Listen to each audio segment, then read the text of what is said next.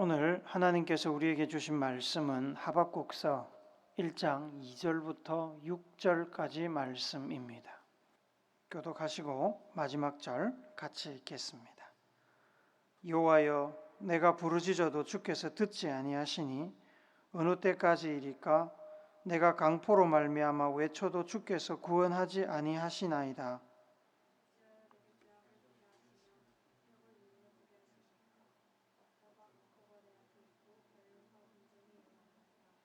이러므로 율법이 해이하고 정의가 전혀 시행되지 못하오니 이는 악인이 의인을 애워쌌으므로 정의가 굽게 행하여짐이니이다.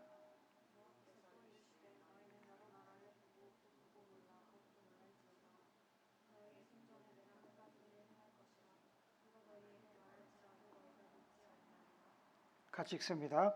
보라, 내가 사납고 성급한 백성 곧 땅이 넓은 곳으로 다니며 자기의 소유가 아닌 거처들을 점령하는 갈대아 사람을 일으키나니. 아멘. 설상가상, 병삼천병, 화불단행.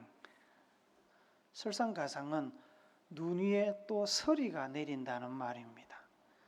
병상천병은 지금도 병을 앓고 있는데 또 다른 병이 겹쳐서 생긴다는 말입니다. 화불단행, 불행은 홀로 오지 않는다. 불행은 같이 온다. 이런 뜻입니다. 이 세 사자성어는 각각의 뜻이 있지만 모두 한 가지 의미를 나타냅니다. 어려운 일이 겹쳐서 일어난다는 겁니다.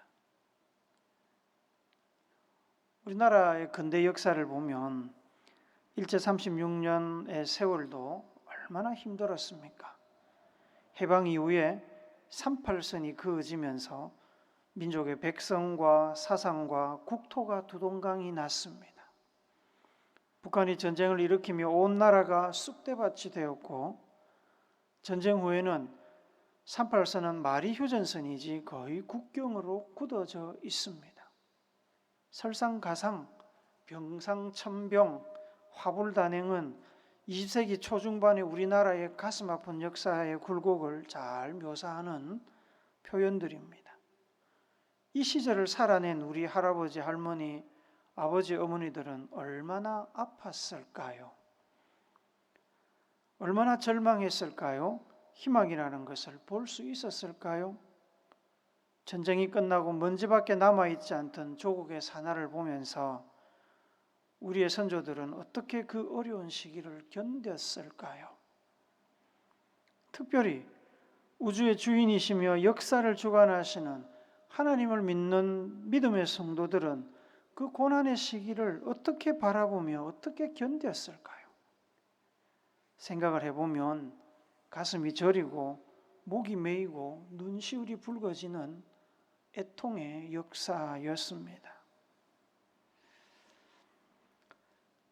오늘 우리가 읽은 하박국서를 기록한 이 하박국 선지자는 대략 609년부터 600년 사이에 남유다에서 활동한 것으로 여겨집니다. 그가 활동하던 때 남유다는 격변의 시간을 보내고 있었습니다. 제16대 요시야 왕이 죽고 나서 아들 여호와하스가 제17대 왕으로 즉위했습니다. 그러자 애굽이 시비를 걸었습니다.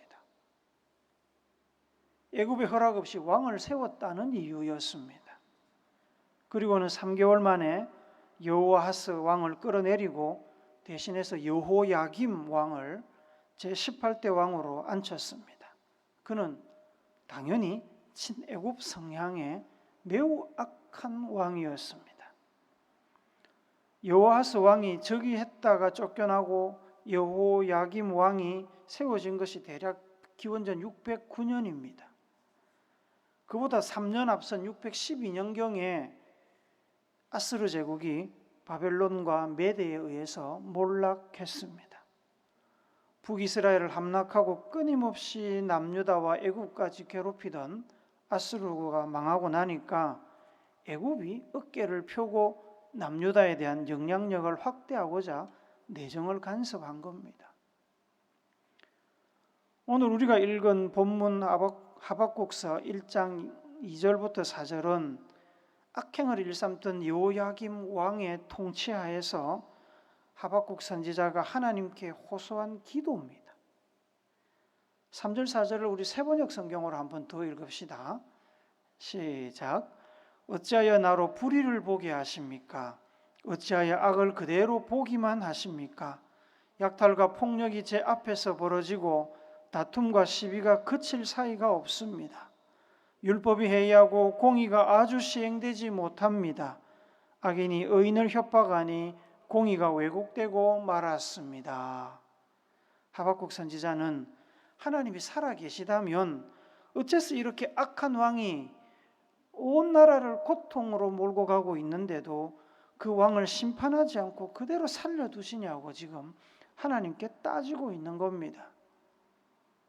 과거 우리나라도 군사정권이 들어서면서 온 나라가 고통과 공포 속에서 신음하던 시절이 있었습니다. 박정희, 전두환, 노태우 이 세 전임 대통령들이 그 주동자들이죠. 이미 그들의 악행은 역사적으로 법적으로 심판을 받았습니다. 법을 유린하고 언론을 탄압 통제하고 국민들을 총과 칼로 찍어 눌렀습니다. 말을 듣지 아니하면 무자비한 폭력과 조작으로 죽이기를 서슴지 않았습니다. 그 밑에서 검찰은 일제강점기 때부터 권력의 시녀가 되어가지고 무고한 백성들과 양심적인 언론인들, 사회 지도층들, 또 독립운동가들, 민주운동가들을 감시하고 억압하고 구속하고 체포하는 데 앞장섰습니다. 그때 나라와 민족을 위해서 기도하던 우리의 신앙의 선배들은 마음이 아마 하박국 선지자와 같은 마음이었을 겁니다. 전능하신 하나님께서 살아계신 것이 분명한데 어떻게 해서 이 땅에 이런 폭력의 역사가 지속될 수 있는지 이해할 수 없었습니다. 하박국 선지자도 그랬습니다. 그 시대만 그런 건 아니지요. 지금도 마찬가지입니다. 공의와 사랑의 하나님께서 살아계신데 왜 러시아의 그 독재자로 인해서 우크라이나 백성들이 목숨을 잃고 삶의 터전을 잃고 형제, 자매, 가족, 친구들을 잃고 이렇게 고통스러운 겨울을 보내고 있을까요? 전쟁이 끝난 지 70년인데 아직도 북한 주민들은 공산당 정권의 억압과 폭력과 사상 세뇌 교육 아래에서 굶주리며 자유를 박탈당하고 서로를 감시하며 정권의 입맛대로 끌려다니고 있습니다. 하나님이 살아계시는데 왜 이런 일들이 지속되고 허용되고 있을까요? 국내적으로는 하나님이 살아계시는데 어떻게 사악한 목사들이 교회를 자식들에게 세습하고 사유화하는 일이 일어나고 있을까요? 예수 이름 팔면서 성도와 국민들을 속이고 편가르기 하고 교회 명예를 실추시키는 전땡땡 목사 같은 사람들이 설치는데 도대체 하나님은 지금 무엇을 하고 계실까요? 하나님께서 살아계시는데 어떻게 3,000채가 넘는 집을 주무르면서 겨우 집 한 채 마련하려는 가난한 사람들을 속이고 피눈물 나게 만드는 그 사악한 사람들이 활개를 칠 수 있다는 말입니까? 하나님께서 살아계시는데 어떻게 무고한 백성들을 간첩을 만들고 증인과 증거를 조작하고 자신들만을 위한 편협한 법 적용으로 국민들을 농락하는 이 법률 장사꾼들이 떵떵거리면서 권력을 잡고 권세를 누리고 살 수 있다는 말입니까? 하박국 선지자는 고통스러웠습니다. 하나님이 살아계신 것도 분명하고 온 우주를 다스리시는 능력자인 것도 분명한데 왜 남유다의 사악한 왕이 하나님을 무시하고 말씀을 유린하며 백성들로 하여금 피눈물 흘리게 만드는데도 그냥 지켜보고 계시는지 이해할 수가 없었습니다. 열심히 기도했습니다. 답답한 마음으로 기도하며 하나님을 불렀습니다. 하나님께 따졌습니다. 하박국서 1장 2절 쉬운 성경으로 한 번 더 봅시다. 시작. 여호와여 그렇게 도와달라고 부르짖었는데 언제까지 들어주지 않으시렵니까? 폭력이 일어나고 있다고 외쳤는데도 어찌하여 구해주지 않으십니까? 군사정권 시절 우리 국민들이 느꼈던 고통과 답답함을 이미 수천 년 전에 하박국 선지자나 남유다 백성들도 똑같이 느끼고 있었습니다. 하나님께서는 하박국 선지자뿐만 아니라 수많은 남유다 백성들의 고통과 눈물을 모르지 않으셨습니다. 알고 계셨습니다. 그들의 부르짖음을 듣고 계셨습니다. 무시하지 않으셨습니다. 하나님께서는 아수르 제국을 몰락시킨 바벨론 제국을 들어 쓰시려고 때를 기다리고 계셨습니다. 하나님께서 하박국 선지자에게 하신 대답입니다. 하박국서 1장 6절 한 번 더 봅시다. 세번역 성경으로 봅시다. 시작. 이제 내가 바벨로니아 사람을 일으키겠다. 그들은 사납고 성급한 민족이어서 천하를 주름잡고 돌아다니며 남들이 사는 곳을 제 것처럼 차지할 것이다. 바벨로니아 똑같은 말이지요. 그들이 사는 지역이 갈대아 지역입니다. 그래서 갈대아 사람들이라고도 불렀습니다. 애굽의 남유다에 친애굽 성향의 여호야김 왕을 세워서 남유다와 밀월 관계를 가지고 있던 사이에 아수르를 물리친 바벨론 제국은 과거에 아수르가 장악하고 있던 남유다와 애굽까지의 영역을 다시 장악하려고 준비하고 있었습니다. 하나님께서는 그런 바벨론 제국을 이용해서 하박국 선지자의 기도, 백성들의 부르짖음에 응답하셨습니다.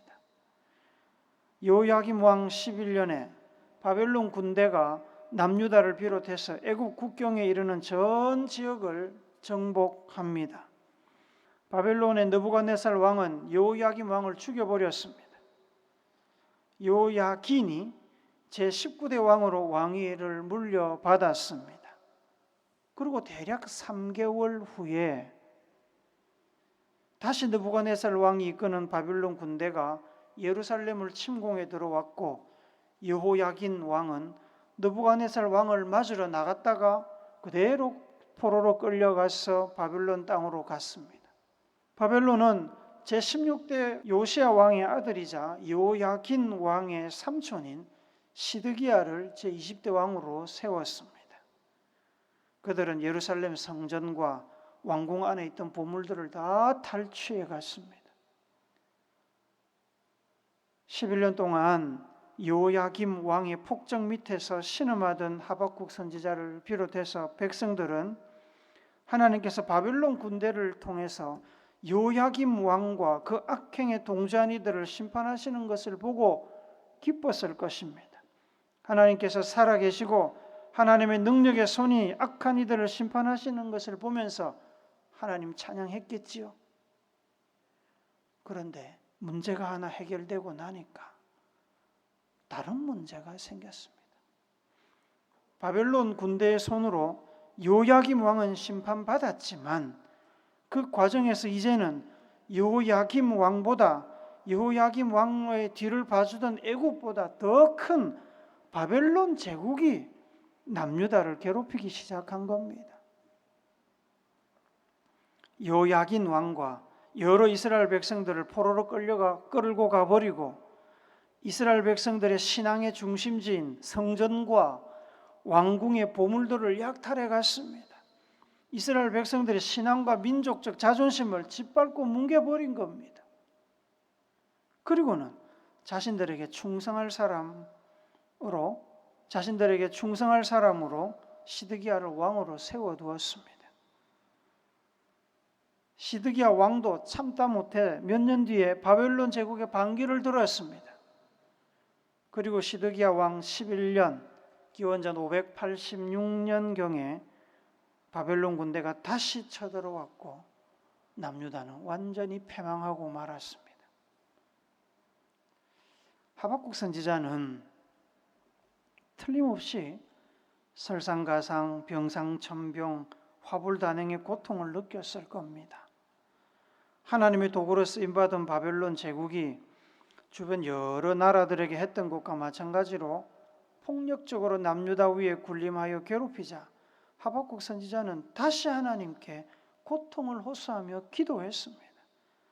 바벨론 제국에 의해서 고통받는 백성들을 위해 드린 이 하박국의 기도가 1장 12절부터 17절까지 나오는데 13절, 14절, 17절을 우리가 같이 읽도록 하겠습니다. 쉬운 성경으로 읽습니다. 시작. 주의 눈은 정결하셔서 차마 악을 보지 못하시고 백성이 나쁜 짓 하는 것을 참지 못하십니다. 그런데 어찌하여 저 악한 백성을 그대로 내버려 두시며 악한 백성이 의로운 백성을 쳐서 이겨도 잠잠히 보기만 하십니까? 주께서는 어찌하여 백성을 바다의 물고기처럼 여기시고 지도자도 없는 바다 짐승처럼 여기십니까? 그가 언제까지 그 거물로 부자가 되고 언제까지 백성들을 무자비하게 멸망시키도록 할 생각이십니까? 요야김 왕의 폭정에 대한 선지자의 기도를 들으시고 11년 만에 응답하신 하나님을 기억하며 하박국 선지자는 바벨론 제국의 그 무자비한 폭력에 대하여도 하나님께 기도를 드리며 하나님의 응답을 기다리기로 작정합니다. 하박국서 2장 1절도 같이 봅시다. 시작.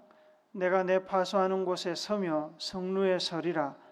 그가 내게 무엇이라 말씀하실는지 기다리고 바라보며 나의 질문에 대하여 어떻게 대답하실는지 보리라 하였더니 하박국은 하나님을 기다렸습니다.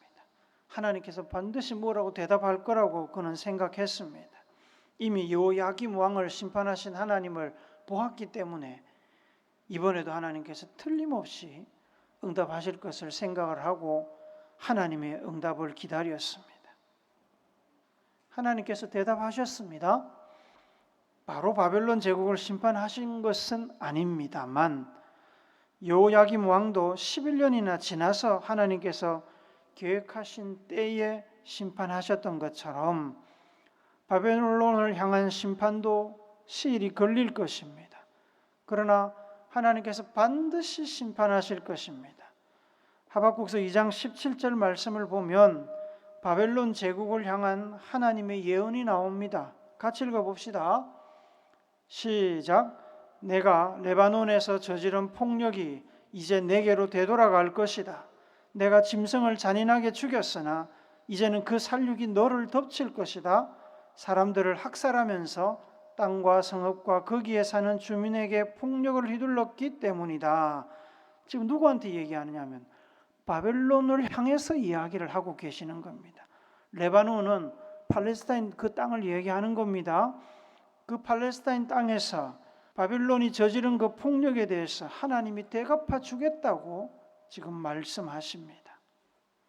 당장 눈앞에 바벨론이 몰락하는 것은 아니지만 바벨론을 들어 여호야김 왕을 심판하신 하나님께서는 약속대로 바벨론의 악행도 그냥 두고 보지 않으시고 반드시 심판하겠다고 약속하셨습니다. 그 약속의 말씀이 좀 전에 우리가 읽었던 말씀과 함께 하박국서 2장 3절에 나옵니다. 같이 읽습니다. 시작. 아직은 그 말이 이루어질 때가 되지 않았다. 그러나 곧 그때가 올 것이다. 그 말은 꼭 이루어진다. 비록 더디게 이루어지는 것처럼 보일지라도 참고 기다려라. 그 일은 이루어진다. 미루어지지 않는다. 쉬운 성경입니다. 그 일은 이루어진다. 미루어지지 않는다. 하나님이 정하신 때에 반드시 이루어질 것이라고 지금 하나님께서 하박국에게 약속을 하셨습니다. 이 약속을 듣고 하박국 선지자는 이제 더 이상 하나님을 의심하지 않기로 결단을 합니다. 당장의 고통이 멈추지 않고 바벨론의 악행이 이어지겠지만 요야김 왕을 심판하신 하나님께서 약속을 이루실 것을 그는 확신하게 되었습니다. 그래서 그가 이제는 더 이상 슬픔에 잠겨 있지 않고 하나님을 찬양하게 되었습니다. 하박국서 3장 17절부터 19절 상반절 말씀까지 우리 같이 읽도록 합시다. 시작. 비록 무화과 나무가 무성하지 못하며 포도나무에 열매가 없으며 감람나무에 소출이 없으며 밭에 먹을 것이 없으며 우리의 양이 없으며 외양간에 소가 없을지라도 나는 여호와로 말미암아 즐거워하며 나의 구원의 하나님으로 말미암아 기뻐하리로다. 주 여호와는 나의 힘이시라. 나의 발을 사슴과 같게 하사 나를 나의 높은 곳으로 다니게 하시리로다. 비록 지금 포도나무에 열매가 없고 무화과나무에 열매가 몇 개 안 보이고 외양간에 소가 없어서 어렵고 고통스러운 때지만 그래도 나는 여호와로 인해서 즐거워하겠다. 왜? 약속하셨으니까. 약속하신 것은 반드시 이루시는 하나님이시니까 이미 이루어진 줄로 믿고 이 하박국 선지자가 지금 기쁨의 노래를 하나님 앞에 드리고 있는 겁니다. 기뻐서 기쁜 게 아니라 하나님이 하실 약속을 기대하면서 기뻐하는 겁니다. 의지를 가지고. 우리가 살아가는 이 세상이 늘 우리 마음대로 돌아가면 얼마나 좋겠습니까? 계획한 대로 착착 진행되고 그러면 얼마나 좋습니까? 그런데 여러분, 그렇지 않죠? 좋은 일도 있지만 설상가상의 힘든 시간들도 많이 있습니다. 우리는 하나님께 기도합니다. 문제를 빨리 좀 신속하게 해결해 달라고. 그래서 이 어정쩡한 상태, 뭔가 이 해결되지 않아서 남아있는 이 불편한 상태를 빨리 해결해 달라고 하나님 앞에 기도합니다. 하나님께서는 적극적으로 응답하시고 문제를 해결해 주실 때도 있지만 그렇지 않은 때도 많이 있습니다. 여러분, 저는 저희 가정을 구원하고 민족을 통일하는 일을 위해서 40년 동안 기도해 왔습니다. 그러나 여전히 미완의 상태로 남아 있습니다. 우리의 기도와 하나님의 응답은 간격이 있을 수 있습니다. 어떤 일들은 하나님의 약속을 받고도 우리가 눈으로 응답을 보지 못하고 죽을 수도 있습니다. 남북의 통일은 어쩌면 제가 죽을 때까지 이루어지지 않을지도 모르죠. 그 간격, 하나님의 약속과 응답 사이의 시간은 오롯이 믿음 안에서 인내와 기다림의 시간입니다. 하박국이 하나님의 응답을 기다렸던 것처럼 우리도 믿음으로 기다리는 시간이라는 말입니다. 히브리서 10장 36절부터 38절 말씀을 우리 같이 읽습니다. 같이 읽읍시다. 시작. 너희에게 인내가 필요함은 너희가 하나님의 뜻을 행한 후에 약속하신 것을 받기 위함이라. 잠시 잠깐 후면 오시리가 오시리니 지체하지 아니하시리라. 나의 의인은 믿음으로 말미암아 살리라. 또한 뒤로 물러가면 내 마음이 그를 기뻐하지 아니하리라 하셨느니라. 나의 의인은 믿음으로 말미암아 살리라. 뒤로 물러가면 믿음을 포기하고 약속을 잊어버리고 포기하고 그만두면 내가 기뻐하지 않는다고 말씀하십니다. 열왕기상 8장 56절 말씀도 같이 봅시다. 시작. 여호와를 찬송할지로다. 그가 말씀하신 대로 그의 백성 이스라엘에게 태평을 주셨으니 그 종 모세를 통하여 무릇 말씀하신 그 모든 좋은 약속이 하나도 이루어지지 아니함이 없도다. 하나도 이루어지지 않은 것이 없었다고 기록합니다. 그 인내와 기다림의 시간을 믿음으로 견디는 사람은 믿음으로 말미암아 살게 될 것입니다. 하나님의 약속이 성취되는 것을 볼 겁니다. 보지 못한다면 분명한 약속의 성취를 확인받게 될 것입니다. 기다리지 못하면 어떻게 됩니까? 하나님의 약속과 뜻은 어떻게든 성취될 것입니다. 우리가 기다리든 기다리지 않든 하나님의 뜻은 반드시 이루어집니다. 그러나 믿음으로 기다리지 못하면 하나님의 약속이 성취되어도 그 성취, 하나님의 그 약속의 성취는 나와 아무런 상관이 없는 남의 일이 되어버리는 겁니다. 기쁨도 누리지 못할 것이고 지레 포기했기 때문에 실망과 절망 가운데 살게 될 것입니다. 한 부인이 오페라 공연 극장에서 오페라를 보고 나왔다가 아주 비싼 다이아몬드 브로치를 잃어버렸습니다. 밤에 지배인에게 전화를 걸어서 다이아몬드 브로치를 잊어버렸다고 이야기를 했습니다. 그 지배인이 제발 전화 끊지 말고 좀 기다리십시오. 금방 찾아보겠습니다. 라고 하고는 직원들을 불러서 수색 작업을 했습니다. 그래서 그 공연장에서 결국 다이아몬드 브로치를 찾았습니다. 지배인이 기쁜 마음으로 브로치를 가지고 수화기를 다시 들었더니 이미 그 여인은 전화를 끊은 상태였습니다. 전화를 건 여인이 누군지도 모르고 전화번호도 몰랐던 지배인은 그 이후로 그 여인이 전화를 다시 주기를 오랜 세월 기다렸지만 그녀는 다시는 전화하지 않았습니다. 사랑하는 여러분, 사는 것이 녹록하지 않지요? 어릴 때 꾸었던 아름다운 미래를 현실로 만나기까지는 꽤 오랜 시간이 걸립니다.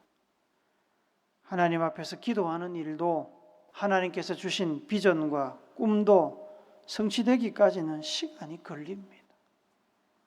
금방 해결되는 일도 있지만 큰 일일수록, 중요한 일일수록, 내가 오랫동안 품고 있는 일일수록 그 성취의 과정은 우리의 인내와 믿음을 요구합니다. 오늘 우리의 현실을 보십시오. 어느 것 하나 금방 해결될 일이 있습니까? 통일도, 성숙한 사회로의 발전도 시간이 필요합니다. 원하는 대학에 입학하기 위해서 재수하는 일, 힘든 일이죠. 군생활을 무탈하게 마치기 위해서 인내하고 기다리는 일, 어려운 일입니다. 음악 작품 하나 만드는 일도 얼마나 시간이 많이 걸립니까? 사랑을 완성하는 일도, 원하는 직업을 가지는 일도, 믿음의 가정을 세우는 일도, 사업장의 조직을 제대로 완성하는 일도 인내의 시간이 필요합니다. 개척교회 일꾼들을 모으고 훈련시켜서 하나님께 제대로 쓰임받기까지도 시간이 걸립니다.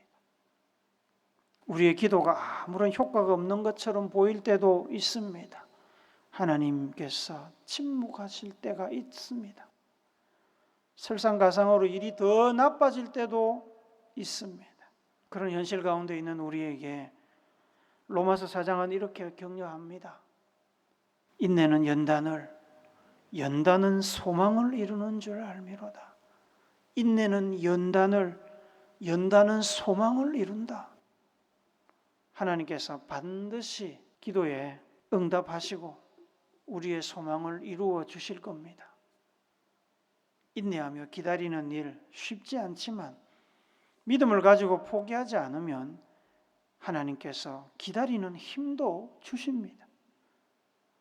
들판에 수많은 나무들이 추운 겨울을 웅크리고 버티며 봄을 기다리듯이 하나님의 약속의 때를 믿음으로 기다리며 결국에 온 세상 가운데 드러나는 하나님의 성취와 영광을 경험하는 여러분들이 되시기를 제자들에게 기도하며 기다리라고 말씀하시고 성령을 주신 예수님의 이름으로 축복합니다.